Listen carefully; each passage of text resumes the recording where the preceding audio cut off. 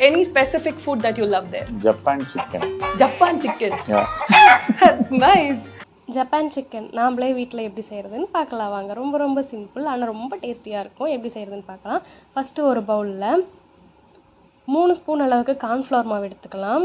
எந்த அளவுக்கு கார்ன்ஃப்ளவர் மாவு எடுக்கிறோமோ அதே அளவுக்கு சேம் ரேஷியோலையே மைதா மாவு எடுத்துக்கலாம். அதே அளவு 3 ஸ்பூன் அளவுக்கு மைதா மாவு, 1 ஸ்பூன் இஞ்சி பூண்டு பேஸ்ட், தேவையான அளவு மிளகு. இதுக்கு காரம் கொடுக்கறதே மிளகு தான், மிளகாத்தூள்லாம் சேர்த்துடக்கூடாது. ஏன்னா இது வந்து ஒயிட் க்ரீமாக செய்யணும், அதனால் மிளகு போட்டுக்கலாம் எவ்வளோ தேவையோ.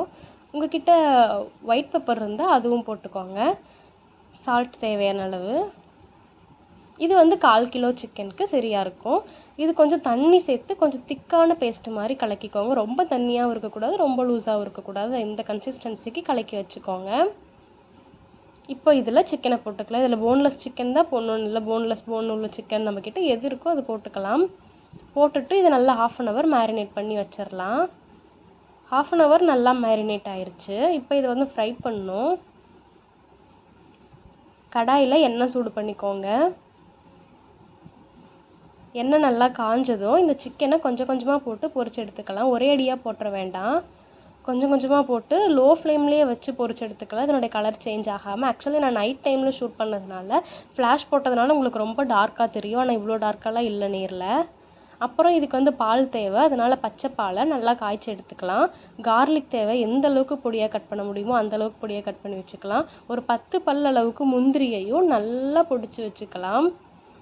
பேஸ்ட் ஆக்கிடக்கூடாது, தண்ணி எதுவும் சேர்க்காமல் நல்லா ஃபைன் பவுடராக மட்டும் அரைச்சி வச்சுக்கலாம் முந்திரியை. இதெல்லாம் பொரிச்சு வச்ச உடனே ப்ரிப்பேர் பண்ணுறதுக்கு முன்னாடி இதெல்லாம் செஞ்சு வச்சிடலாம். இப்போ நம்ம ப்ரிப்ரேஷன் ஸ்டார்ட் பண்ணலாம். ஒரு கடாயில் 3 ஸ்பூன் அளவுக்கு எண்ணெய் இல்லைன்னா நெய் சேர்த்துக்கலாம். அது ரெண்டுமே இல்லைன்னா நீங்கள் பட்டர் சேர்த்துக்கோங்க. பட்டர் தான் இதுக்கான பெஸ்ட் ஆப்ஷன். அப்புறம் இதில் நம்ம பொடியை கட் பண்ணி வச்சுருக்க கார்லிக் சேர்த்துக்கலாம். இது வந்து ஒரு 4 பல் அளவுக்கு, பெரிய பல் அளவுக்கு கார்லிக் சேர்த்துருக்கேன். இது நெய் இல்லைன்னா பட்டரில் வந்து கார்லிக் வணங்குறப்போ அதனுடைய ஸ்மெல்லே ரொம்ப சூப்பராக இருக்கும். கார்லிக் நல்லா வணங்கினதுக்கப்புறம் 2 பச்சை மிளகாய் சேர்த்துக்கலாம். இதுக்கு காரம் கொடுக்கறதே இந்த பச்சை மிளகா தான். காரமும் ஃப்ளேவரும் இந்த பச்சை மிளகாயிலேருந்து நல்லாவே நம்மளுக்கு கிடைக்கும். பச்சை மிளகா வணங்கினதுக்கு அப்புறமேட்டு நம்ம காய்ச்சி வச்சுருக்கோம்ல பால், அது சேர்த்துக்கலாம். இது வந்து ஒரு 1.5 டம்ளர் அளவுக்கு பால் இருக்கும். 1/4 கிலோ சிக்கனுக்கு இது கரெக்டாக இருக்கும். இப்போ பால்லேருந்து கொதி வந்த உடனே நம்ம அரைச்சி வச்சுருக்கோம் இல்லையா முந்திரி, அதை சேர்த்துக்கலாம். சேர்த்துட்டு நல்லா கலந்து விட்டுக்கலாம். முந்திரி பாருங்கள் எந்த அளவுக்கு அரைச்சி வச்சுருக்கோன்னு, அதை சேர்த்துக்கலாம். நல்லா க்ரீமியாக ஆகும். இதை பார்க்குறதுக்கே அவ்வளோ சூப்பராக இருக்கும். நல்லா க்ரீமியாக கொதிக்கும். நல்லா கொதிச்சிட்ருக்கப்போ 1 ஸ்பூன் அளவுக்கு சுகர் சேர்த்துக்கலாம். தேவையான அளவு மட்டும் உப்பு சேர்த்துக்கோங்க. இது வந்து கொஞ்சம் ஸ்வீட்டாக தான் இருக்கும். உப்பு வந்து ஆல்ரெடி நம்ம சிக்கனில் சேர்த்துருக்கோம், ஸோ இந்த க்ரீமுக்கு மட்டும் தேவையான அளவு சேர்த்துக்கோங்க. பட் இது வந்து ஸ்வீட்டாக தான் இருக்கும். நல்லா இது கொதிக்கட்டும். பாருங்கள் எந்த அளவுக்கு க்ரீமியாக இருக்குன்னு. நான் வந்து ஒரு பச்சை மிளகாய் எடுத்துட்டேன், ஏன்னா 2 பச்சை மிளகாய் வந்துட்டு எனக்கு ஜாஸ்தியாக தெரிஞ்சுது, அதனால். இப்போ இதில் நம்ம சிக்கனை சேர்த்துக்கலாம். நல்லா கொதி வந்தோடனே சிக்கன் சேர்த்துக்கலாம்.